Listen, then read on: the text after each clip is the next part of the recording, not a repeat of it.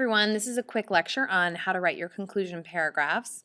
So the first thing I want to cover are some of the things, just general information, things to remember as you're writing. So just like your introduction paragraph, this should be 4 to 6 sentences in length approximately.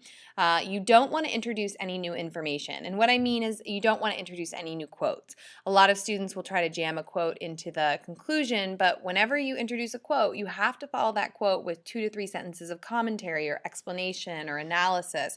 And so we don't want to put a quote in the conclusion because then it would require that commentary, which you don't have room for. So all of your quotes should be in your body paragraphs, and really your conclusion is about wrapping up.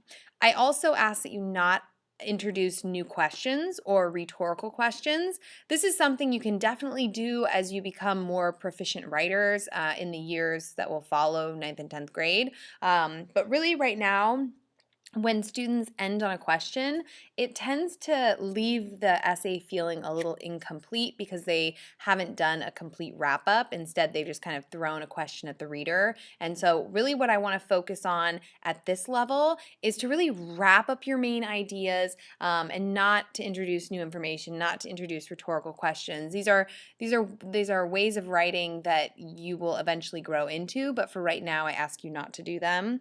And then please maintain that objective third person voice. He, she, they, people, society, instead of using first person, because we don't use first person in, the body of our essay. And unless you were referring back to a personal story from your introduction and reflecting on that personal story, you don't want to have first person in your conclusion.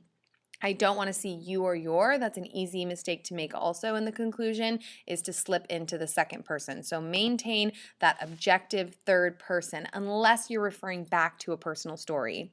And in your conclusion, you want to remember that you have a few things you're trying to get done. And the first is you want to restate your main points in different words. So you have your thesis statement, and that is where you introduce your main points. But you don't want to copy and paste your thesis statement into your conclusion because I've already seen your thesis statement. Instead, I want you to use kind of a new spin on it. I want you to use new language. And if you're having trouble thinking about how do I say this without using these exact words, open up a thesaurus, see if you can find a different word for what you're trying to say.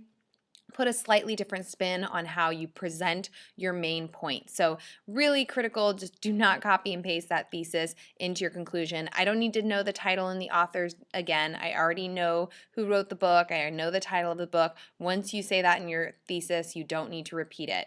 The second thing you want to try to do is if you can link your conclusion to your introduction by referencing your hook strategy or extending your hook strategy, it's a great way to give your essay a sense of unity, or like it's a full circle. So you started in your intro with this hook, you grab the reader's attention, you have your thesis, then you write your body paragraphs, and if you can tie back to that hook strategy and close your essay by referencing, like I said, what did you learn from the personal story that you started your essay with?